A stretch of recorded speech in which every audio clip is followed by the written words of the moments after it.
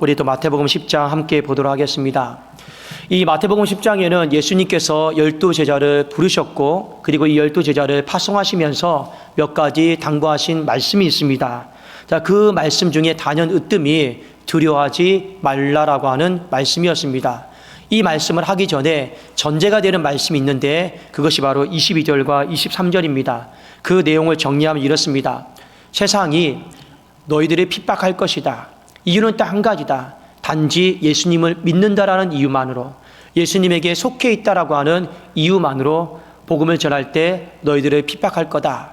그러면 이 동네에서 핍박하면 낙심하지 말고 저 동네를 피하고, 저 동네에서 핍박하면 낙심하지 말고 또 다른 동네로 피해서 끝까지 말씀 붙잡고 말씀 증거하는 자로 살아갔으면 좋겠다. 오늘 예수님이 부탁하셨어요.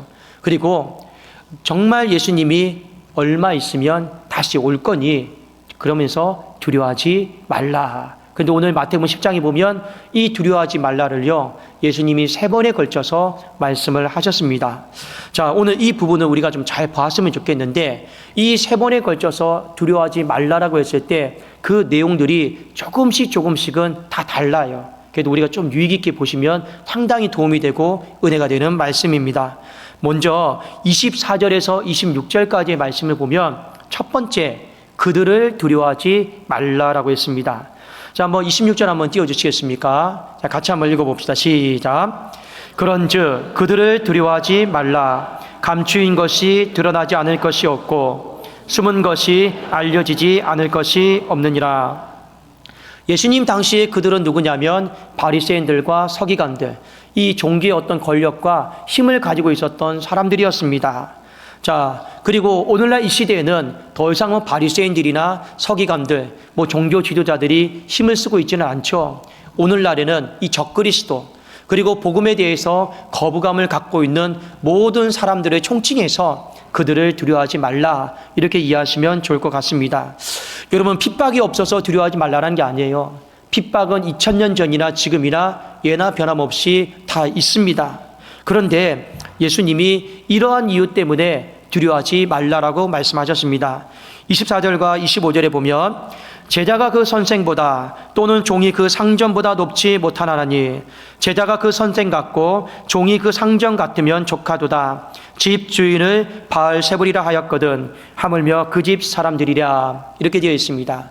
여러분, 가장 안정적인 관계는 뭐냐? 스승이 있고 제자가 있잖아요. 이 제자가 스승만 같으면 되는 거예요. 그것이 서로가 가장 좋은 관계를 유지할 수가 있습니다. 그렇죠? 근데 오늘 이 말씀은 그런 의도로 쓰여진 게 아니고 여기에 말하는 스승은 예수님입니다. 여기에 말하는 제자는 누구입니까? 12제자를 이야기하는 거죠. 그런데 이 말씀을 예수님이 하신 이유는 이겁니다. 내가 고난을 받았다. 내가 환난을 받고 핍박을 당했는데 너희들도 고난과 환난과 핍박을 당할 거다. 근데 너희들을 향한 환난과 고난과 핍박은 내가 당한 것을 절대로 못 넘어설 거라라는 거예요. 그런 의미입니다. 그리고 아무리 고난과 환난이 세도 절대로 내 정도 수준까지만 될 거다라는 거예요. 그러니까 예수님은 어떻게 하셨습니까? 이 땅에 오셔서 수많은 고난과 환난을 당하셨어요. 근데 그 고난과 환난을요, 사람으로서, 인자로서 다 감당하시고 이겨낸 거예요. 그렇듯이 우리에게도 환난과 고난이 절대로 나를 넘어서지는 못한다. 그러니까 너희들도 얼마든지 기도하면서 성령 안에서 그 모든 환난과 이 고난들을 이겨낼 수 있다. 그래서 여러분 나온 유명한 말씀이 무엇입니까? 사람이 감당할 시험밖에는 너희에게 당한 것이 없다라는 거예요. 충분히 하나님이 감당할 수 있으니까 감당할 만큼만 우리에게 허락하신다라는 거예요. 그리고 그것이 너무 극에 달해서 정말 하나님 힘듭니다. 그때 우리는 어떻게 해야 될까요? 예수님 생각하시면 되는 거예요. 예수님이 정말로 그 십자가의 고통 앞에서 이겼듯이 그 고난이 예수님을 넘어서지 못하기 때문에 우리도 얼마든지 충분히 감당해낼 수 있다. 오늘 그래서 그들이 고난을 칼을 들고 와도, 핍박의 칼을 들고 와도 전혀 두려워할 필요가 없다라고 말씀하셨습니다. 자, 그런데 왜 예수님을 그렇게 핍박합니까? 예수님이 이 땅에서 좋은 일들 하셨는데, 복음 전하고 병자 고치고 귀신 쫓아내셨는데 왜 예수님을 핍박합니까? 당시의 사람들이 꼬투리를 잡은 거예요. 시기심 때문에, 미움 때문에 꼬투리를 잡아가지고 예수님을 뭐라고 했습니까? 오늘 말씀해 보니까 바알세불, 이게 뭐예요? 귀신의 왕이다라는 거예요. 나를 귀신의 왕이다라고 꼬투리 잡아서 나를 이렇게 환난과 핍박을 부었다라면 하물며 너희들은 그 집의 종들 아니에요. 귀신들 쪼무레기들이라고 너희들을 당연히 꼬투리 잡아서 환난을 주고 핍박을 줄 거다라는 겁니다. 실제로 예수님 당시에 아무것도 아닌 내용이에요. 말도 안 되는 내용입니다. 근데 뭐 신성모독이다, 뭐 참남하다, 뭐 이상한 말을 가지고요, 꼬투리 잡아가지고 결국엔 공의에 넘겨주고 법정에 넘겨줘서 예수님이 십자가에 못 박혀 죽도록 했다라는 거죠.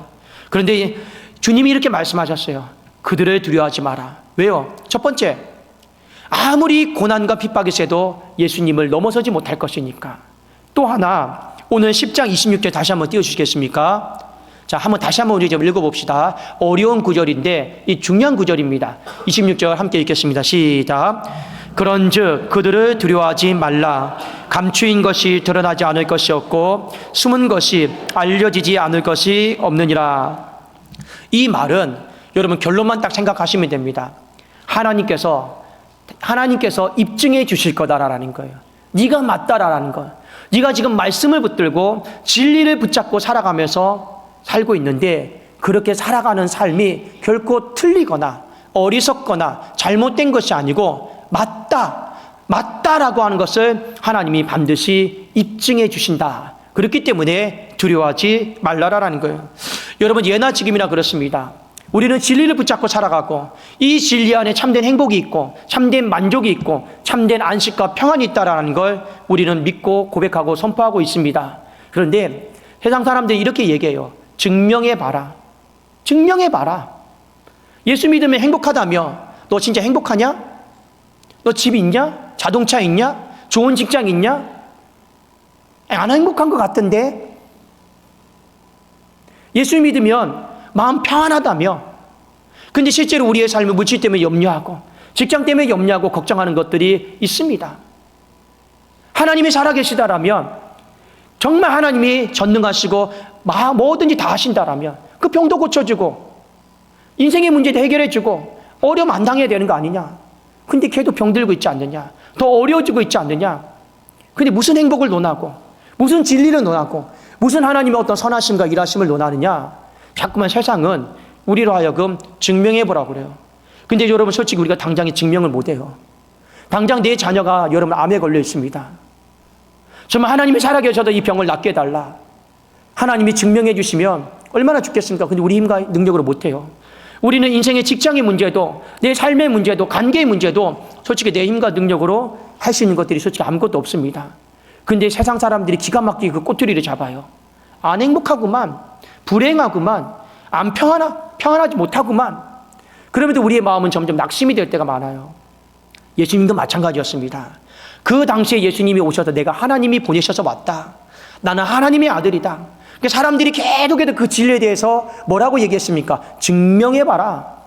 네가 하나님이 보내셨는지 하나님의 아들인지 증명해봐라. 근데 예수님이 그거 당장 어떻게 증명해요? 그런데 그것이 하나님이 증명했습니다. 언제요? 예수님이 십자가에 달려 돌아가시고 부활하심을 통해서 참으로 하나님의 아들이시다라는 것, 하나님께서 보내셨다라는 걸요, 부활을 통해 증명하셨듯이 우리가 인생을 살아가면서 진리를 붙잡고 진리를 증거하고 있어요. 근데 오늘 말씀에 뭐라고 되어 있습니까? 감추인 것이 드러나지 않을 것이 없고 숨은 것이 알려지지 않을 것이 없다.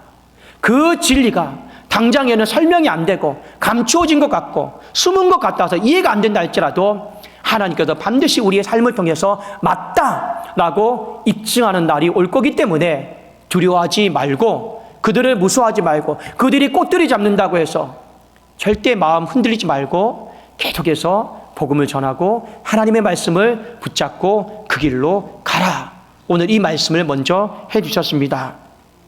여러분, 먼저 오늘 첫 번째 두려워하지 말라를 통해서 이거 하나만큼은 믿으십시오. 우리가 지금 어떤 분들은 시험을 당하고 있는 분이 있어요. 어려움을 당하고 있는 분이 반드시 있을 것입니다. 그러나 그 어려움은 절대로 주님의 고난을 뛰어넘지 못합니다. 그래도 여러분의 마음속에 이 말씀을 붙잡으십시오. 사람이 감당치 못할 시험 당함을 하나님은 결코 허락하지 않은 줄로 믿습니다. 여러분 이 말씀을 붙잡아야 돼요. 또 하나 진리를 붙잡고 살아가는 이 삶에 대해서 어리석다, 입증해봐라, 말도 안 된다. 여러분 그것이 가까이 있는 어머니가, 아버지가, 가족들이, 자녀들이 그렇게 말할 수 있습니다. 그럼에도 불구하고 하나님께서는요 진리를 붙잡고 살아가는 이 삶이 맞다라는 것을 내가 반드시 입증할 것이다. 그렇기 때문에 그들을 두려워하지 말라라고 말씀하셨습니다. 두 번째 27절에서 28절까지 보면 몸은 죽여도 영혼을 죽이지 못하는 자들을 두려워하지 말라라고 말씀하셨습니다. 마태복음 10장 28절 제가 한번 읽어드릴게요. 몸은 죽여도 영혼을 능히 죽이지 못하는 자들을 두려워하지 말고 오직 몸과 영혼을 능히 지옥에 멸하실 수 있는 이를 두려워하라. 여러분 세상은 우리에게 겁은 줄 수 있어요. 놀래게 할 수도 있습니다. 세상은 우리의 이 육체에 생채기를 줄 수는 있어요. 그러나 세상이 못 건드는 영역이 있어요. 그게 뭔지 아십니까? 바로 우리의 영혼은 못 건듭니다. 영혼은 못 건드려요. 우리 육체에는 고통을 주고 때로는 조금 더 나가서 우리의 마음에는 생채기까지 줄 수도 있습니다. 내 마음을 상하게 할 수도 있죠. 내 육체를 아프게도 할 수 있습니다. 그러나 세상은 겁주고 우리의 마음을 혼란하게 하고 힘들게 할 수는 있어요. 그럼에도 불구하고 세상이 결코 건들지 못하는 것은 내 영혼입니다. 내 영혼은 건들지를 못해요. 그래도 오늘 성경 말씀에 보면 오히려 하나님의 심판을 두려워하라고 했습니다. 그 하나님의 심판이 뭡니까? 내 영혼을 지옥불에 멸하기도 하시고 다시 한번 내 영혼을 살리기도 하시는 그 하나님의 심판을 두려워야지 내 육체와 내 마음에 잠깐의 생채기를 주는, 겁주는, 두렵게 만드는 그 세상을 두려워할 필요는 전혀 없더라라는 거예요. 진짜 우리가 두려워야 될 분은 누구라고요? 나에게 생채기 내는, 여러분 나의 육체에 겁을 주는, 나를 깜짝 놀라게 하는, 나를 그렇게 불안하게 만드는 그런 세상은 아니다라는 거예요. 진짜 우리가 두려워야 될 분은 누구입니까? 내 영혼의 문제를 결정짓는 하나님만 두려워하시라는 거예요. 그리고 우리가 하나님만 두려워한다라면 그 세상의 어떤 생채기, 그 세상의 어떤 두려움들, 겁주는 것들에 대해서 우리는 얼마든지 감당하고 이겨나갈 수가 있다라는 거예요. 여러분 이것에 대해서 좋은 신뢰가 되는, 예가 되는 한 성경 구절이 있습니다. 이 모세와 여호수아의 문제인데 여러분 모세 아시죠? 이 애굽 땅에서 이 출애굽을 이끈 정말로 오늘날 이스라엘 백성들에게 신적 존재와 같은 사람이 모세입니다. 그런데 하나님이 나 너는 딱 여기까지야. 가나안 땅에 못 들어가게 했어요. 그의 사명을 누구에게 넘겼냐면 여호수아에게 하나님이 넘겼습니다. 그런데 여호수아가 두려운 마음이 생겼어요. 능력이 없어도 두려웠던 게 아니에요. 두려운 마음이 생겼어요. 무엇 때문에 두려운 마음이 생기지 아십니까? 사람들이 나를 따라줄까? 사람들이 나를 모세처럼 따라줄까? 이런 두려운 마음이 생겼어요.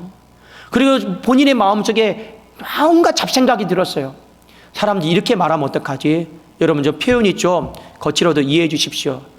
네가 뭔데? 모세 흉내 내고 있냐? 모세도 아닌 것이 모세 흉내 내고 있다고. 왜 우리가 네 말 들어야 되는데? 막 이런 여러분 악한 음성들이 자꾸만 여호수아를 힘들게 하고 있어요. 힘들게 하고 있어요. 그러니까 하나님이 사명 줘서 그 사람들 잘 데리고 가나안 땅으로 이끌라고 하고 있음에도 불구하고 능력이 없어도 두려운 게 아니에요. 사람들이 나를 어떻게 생각할까?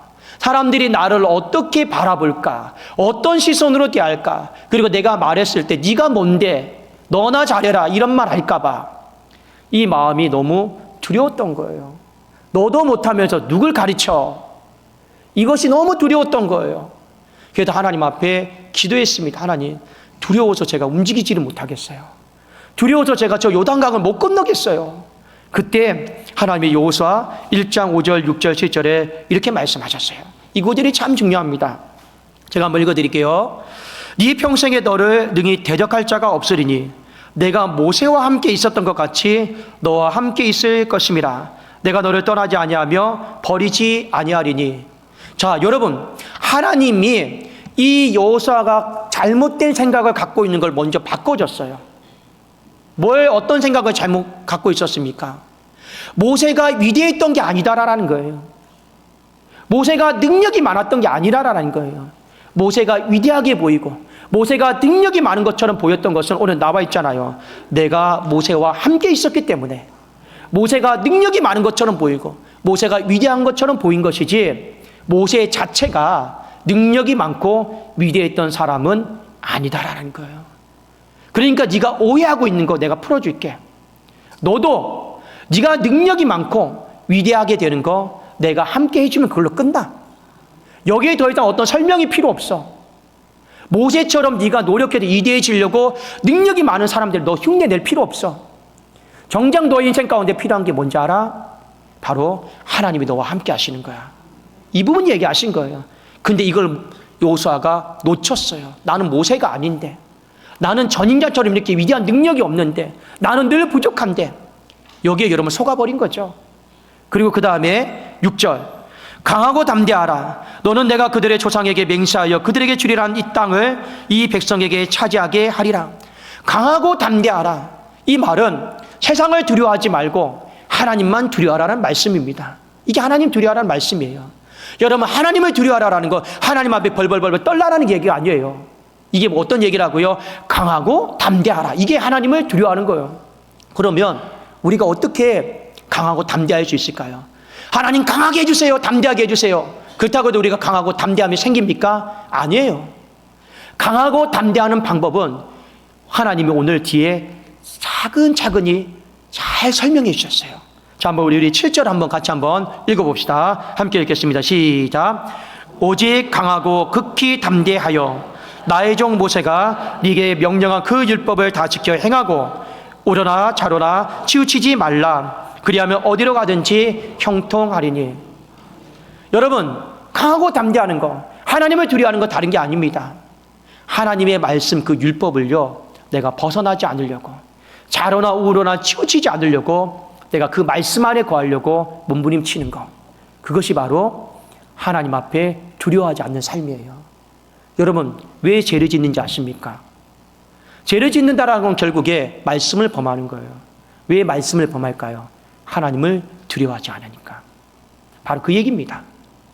우리가 진짜 강하고 담대하는 거, 말씀을 붙잡고 순종하면 여러분, 하나님이 강함과 담대함을 주시는 거예요. 이거요, 노래방 가서 해결될 문제가 아니에요. 음악을 듣는다고 해결될 문제가 아닙니다. 그래도 여러분, 정말로 여러분들이 하나님 말씀에 벗어나지 않으려고, 말씀 앞에 순종하려고, 자로나 오르나 치우치지 않으려고 거기에만 집중하십시오. 그게 하나님 두려워하는 거예요. 그러면 하나님이 어떻게 하는 거예요?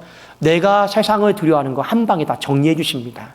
오늘 여기 말씀에 그렇게 하셨어요. 여호수아 1장 16절 한번 띄워주시겠습니까? 자, 제가 한번 읽어드리겠습니다.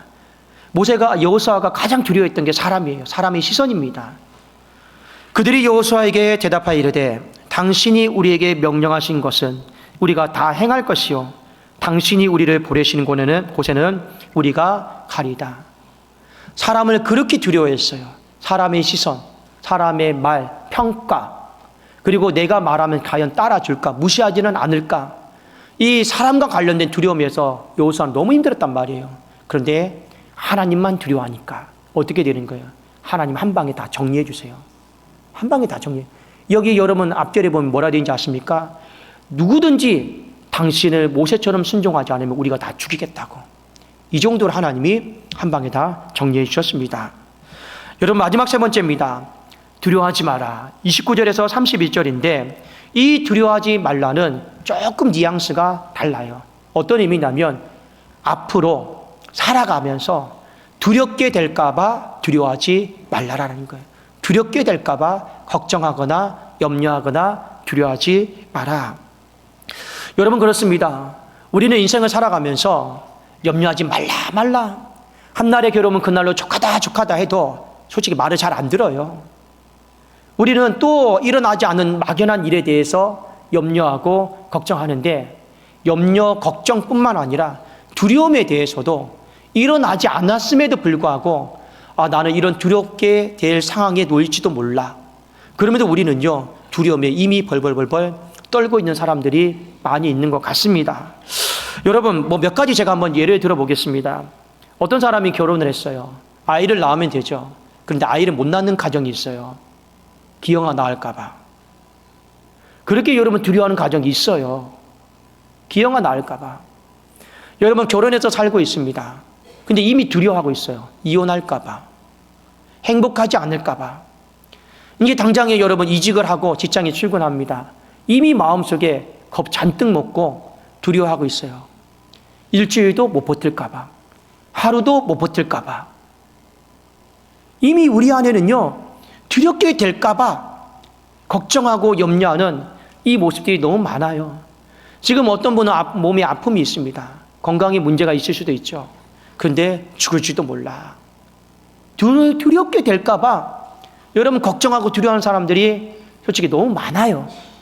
근데 하나님이 이 부분에 대해서 오늘 이 마지막 세 번째에 두려워하지 말라는 어떤 이야기냐면, 그 마음 안다. 네가 두렵게 될까봐 지금 힘든 거 안다 하시면서 오히려 우리의 마음을 좀 안정시켜주는, 위로해 주시는 그런 의미로 하나님이 오늘 세 번째 두려워하지 말라라고 하셨습니다.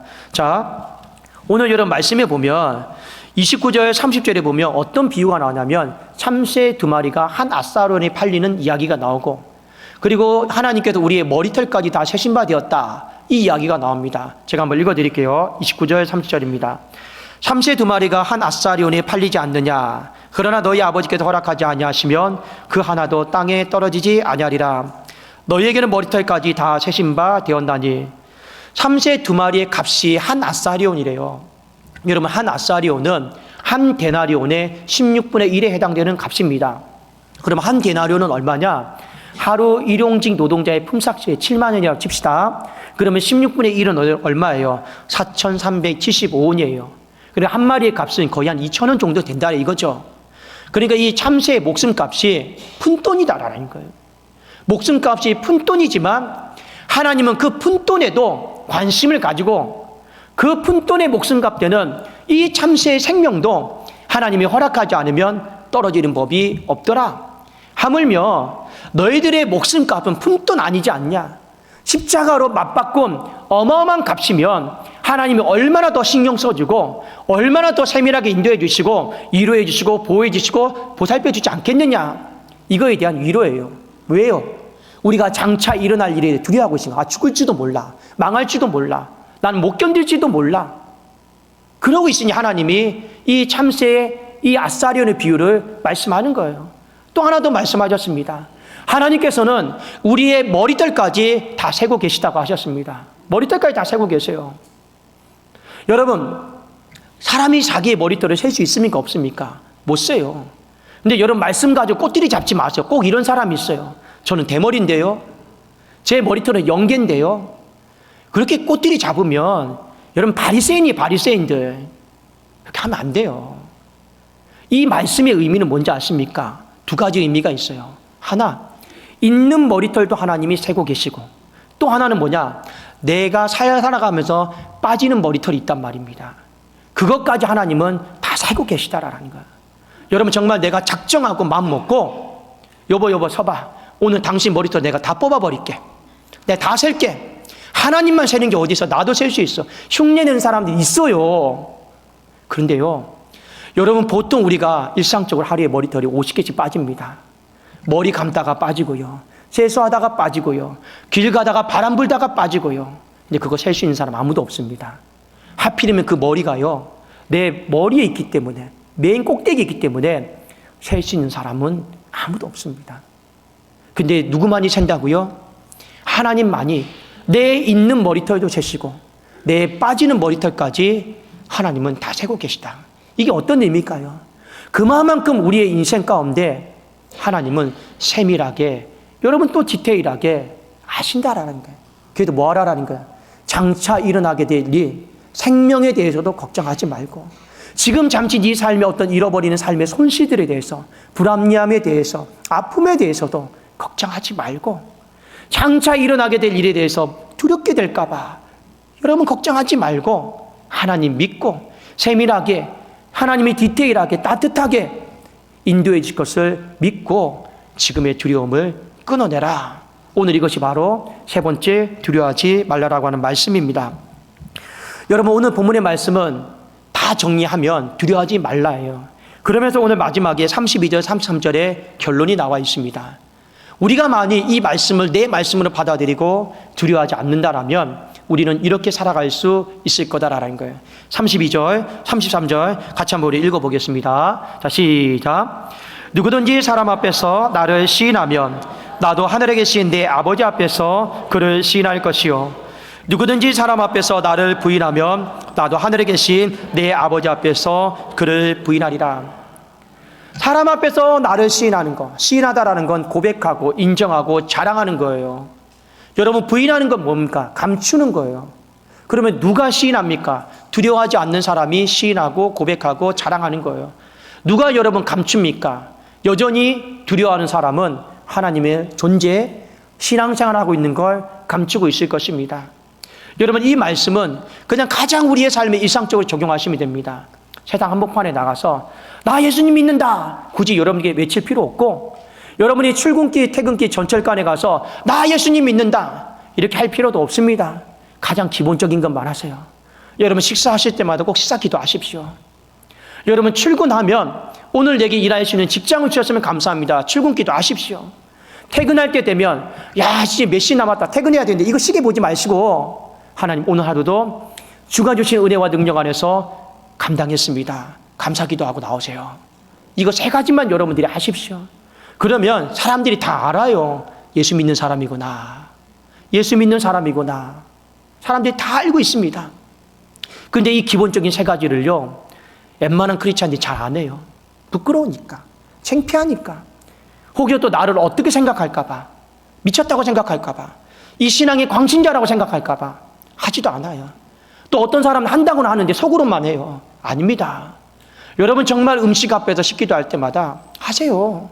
출근하면 책상에 딱 앉아서 오늘 하루 나에게 요셉에게 주셨던 지혜를 주시고 명철을 주셔서 내가 하고 있는 일로 인해서 우리 사업장이 이익을 낼 수 있도록 하나님을 기도하시고, 하루를 딱 마무리하면서 그래도 하나님, 어렵고 힘든 일이 있었지만, 속상하고 눈물 나는 일도 있었지만 그래도 하나님 잘 감당하게 하신 것 감사합니다.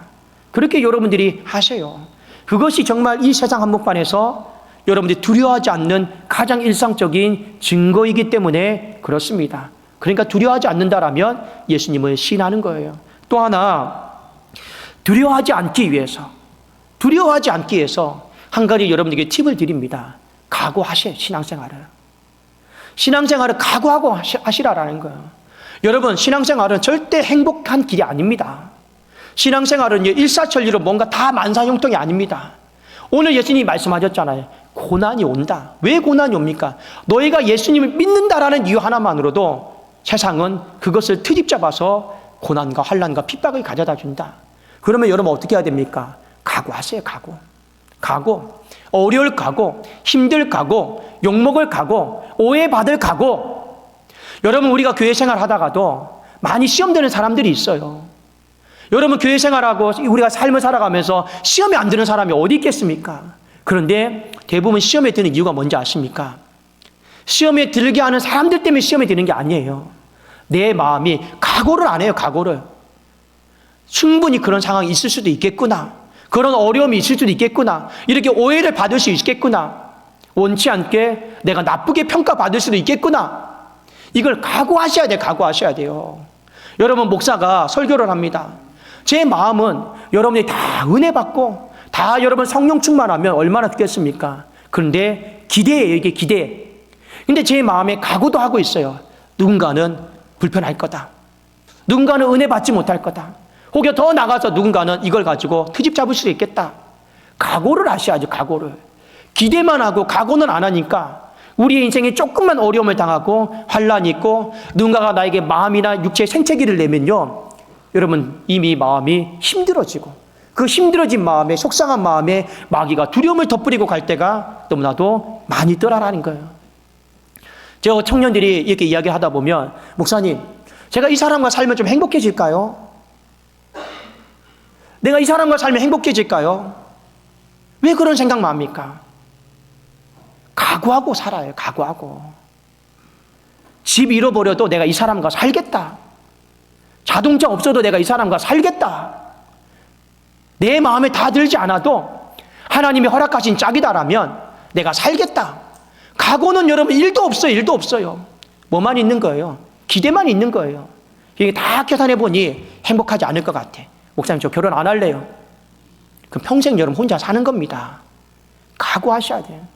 여러분 지금 저보다 다 연배가 많으신 분들 다 살아온 나를 돌아보세요. 제가 결혼에 대해서 부정적인 생각을 말씀드리는 게 아니라 정말 여러분 저보다 연배가 많으신 분들 제가 말씀드리는 겁니다. 지금까지 기대하면서 살아왔습니까? 각오하고 살아온 거 아니에요. 솔직히 그렇잖아요. 다 각오하고 참고 견디고 그렇게 살아온 거 아니겠습니까? 그렇죠? 신앙생활도 마찬가지예요. 각오 좀 하십시오. 너무 기대만 하면요, 그건요 잘못된 신앙인 것 같습니다. 마지막 세 번째입니다. 하나님만 두려워하시라는 거예요.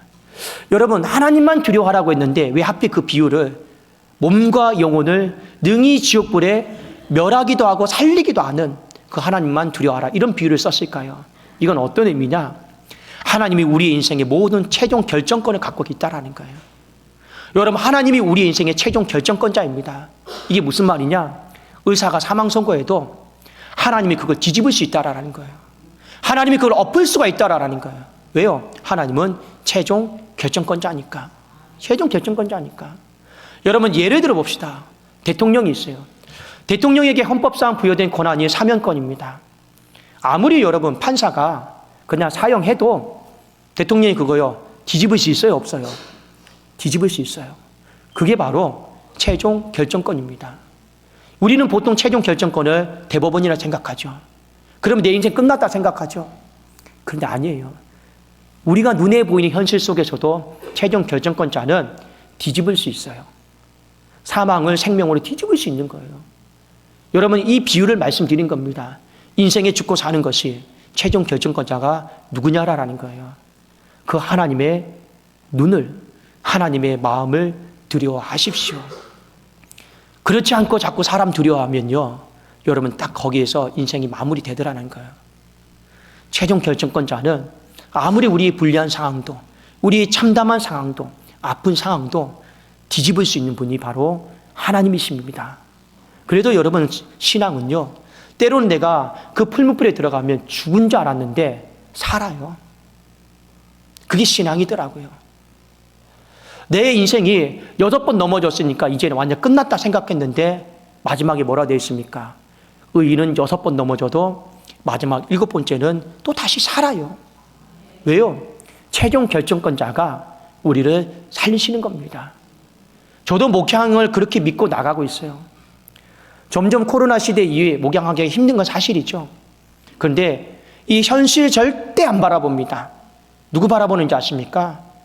다 뒤집으신, 다 새롭게 하신 하나님 한 분, 최종 결정권자만 바라보는 거예요. 그래도 저는 행복합니다. 감사합니다. 두렵지 않습니다. 우리 모든 사람들의, 우리 성도님들의 삶 가운데도 오늘 두려워하지 말라라고 하는 이 말씀을 내 신비에 잘 새기셔서 이번 한 주 있잖아요. 세상에 어떤 두려운 것들이 기다린다 할지라도 그냥 집어삼키세요. 거기에 여러분 많은 시간 빼앗기지 마시고 집어삼키면서 우리 이번 한 주도 편하게 승리할 수 있기를 주님의 이름으로 축원합니다. 기도하겠습니다. 살아계신